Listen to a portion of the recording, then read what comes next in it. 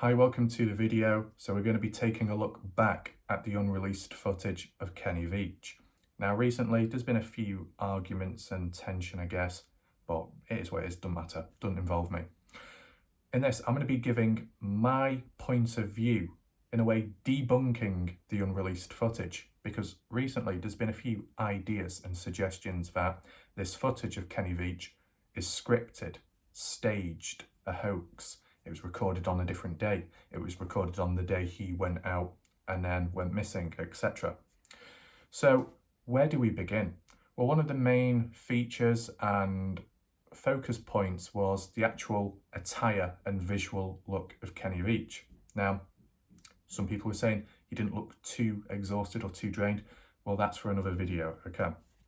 But in terms of how he looks, not much sweat on him, only in certain areas where it could have been caused by dropping a bit of water on his body to make it look like he's been out there. That's one of the points, how he had sweat on his back and not really anywhere else. That was the initial observation. But if I had to debunk that, and Nina mentioned it as well, she did recently in a comment, I picked up on it as soon as I saw Atari's video. It's all down to the colour of clothing.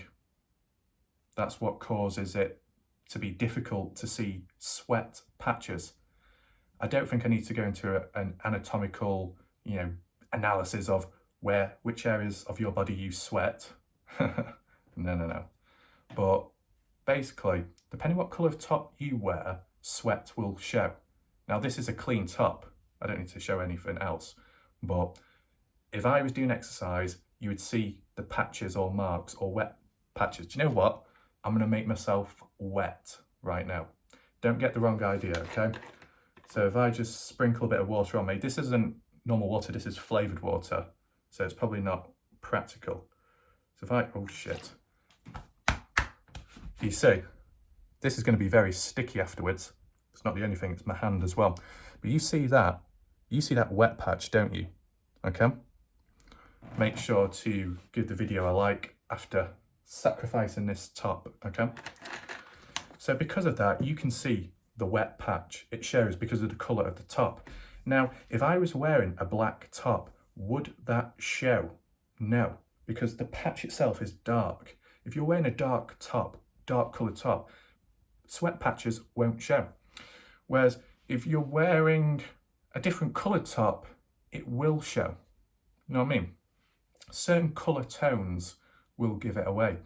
Now the top Kenny was wearing, I don't know if khaki, beige, cream, salmon, pink colour.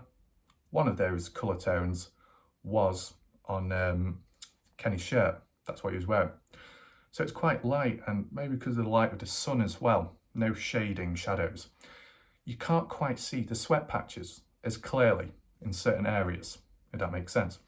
Yes, you see it on the back, but if you look closer, and I did, you can see more sweat patches.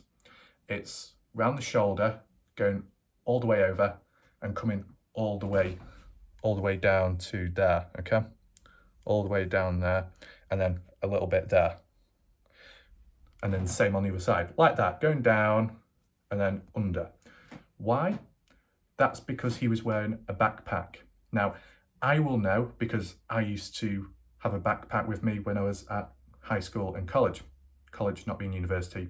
But yeah, wearing a backpack, rucksack, and because the straps may be tight or it just is pressed against the body and it goes underneath there, it restricts airflow. It's just more layers upon layers in certain areas. So it gets more warm, gets, heated quicker. And if you're in hot weather already, it's going to trap off airflow in certain areas. If it's tight under there, no airflow is going to go through into the sleeve and stuff. So it kind of restricts it. You get warm, you get hot.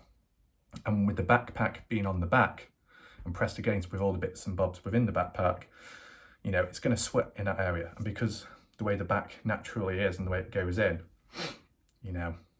that's where areas can sweat. Areas where it goes inwards, or it's like it's on a bend or something, like the the arm there. It can sweat there, it can sweat there, it can sweat just up there, and you know, other areas down below and stuff. So because of all that, you know, certain other areas you couldn't quite see, okay, like the trousers, and we're going to get to that in a second. So he did sweat, and he was sweating in more than one area, if that makes sense. It was just difficult to see.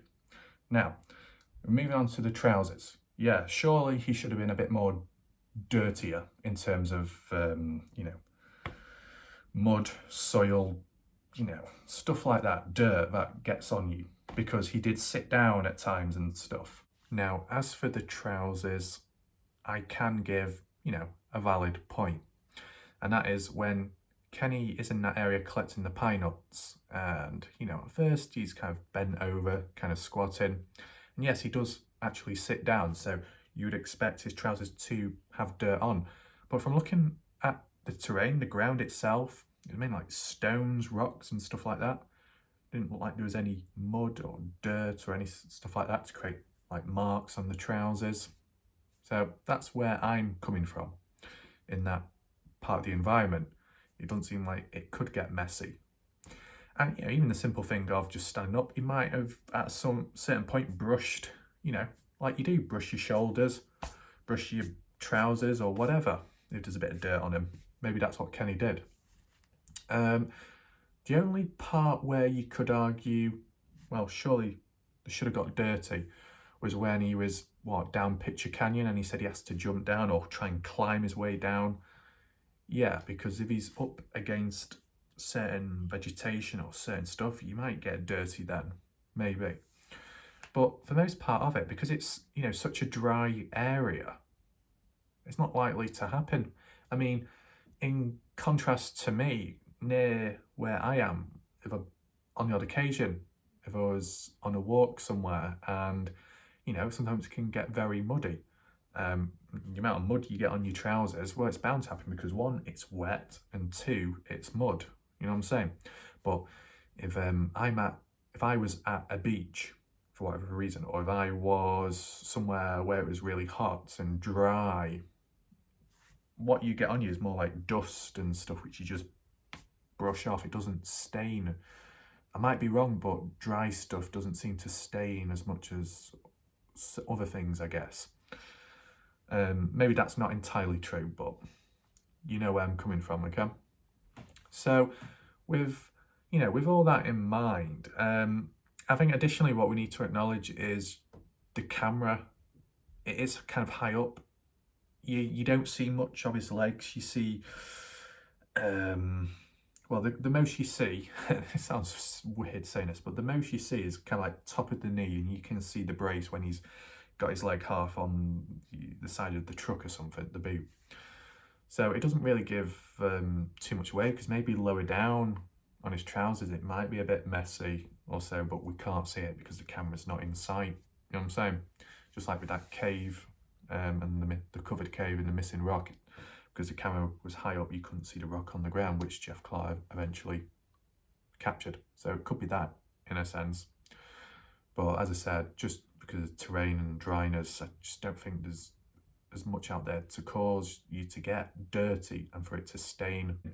So then it gave off that illusion that he seemed quite clean for the hike he went out on. And then it would suggest, well, maybe he didn't go that far and he wasn't on the ground. And when he was, that was a different hike, a different time. So this footage is the unreleased footage of him going out and then supposedly disappearing. And that's why he didn't upload it in the end, because it would have gave it away. But then Sharon did in the end for some reason.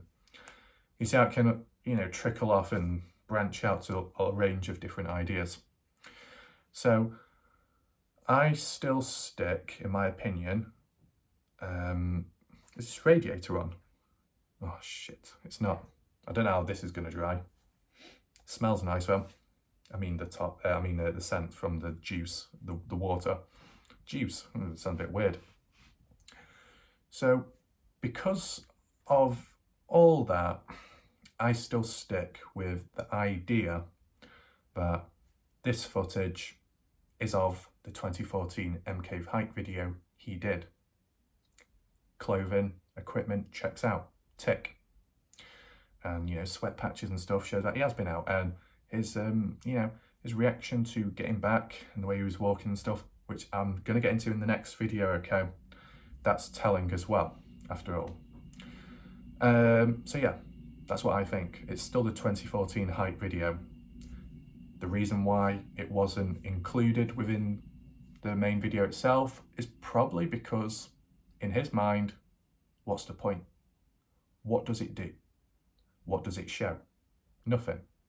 He probably thought, oh, I might as well just record here, give my afterthoughts, and maybe. And then afterwards, when he was editing or if he was piecing together the video, he probably thought, what's the point? What good is that?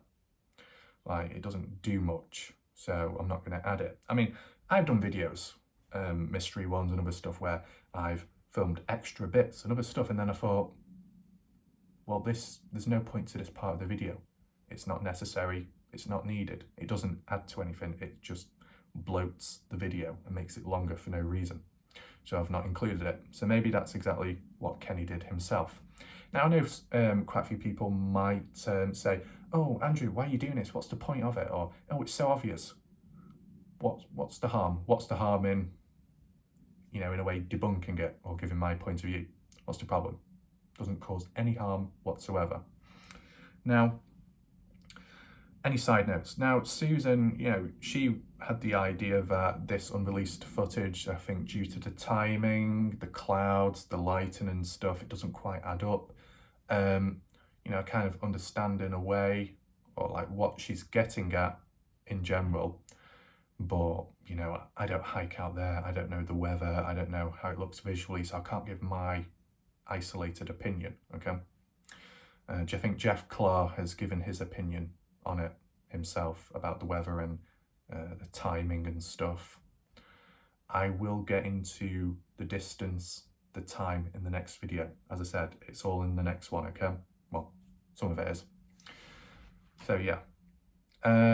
Could some people show a bit of resistance saying, oh, you're wrong, or oh, why are you debunking it now? Well, as I said, I don't go all in, like with the previous video. I was giving all the different points of view, and then I gave a, you know, kind of like an example of mine, but I think it's 2014 hype footage.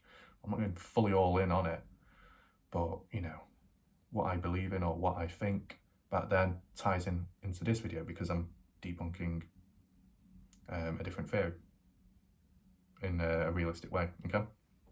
So let me know what you think down below in the comment section.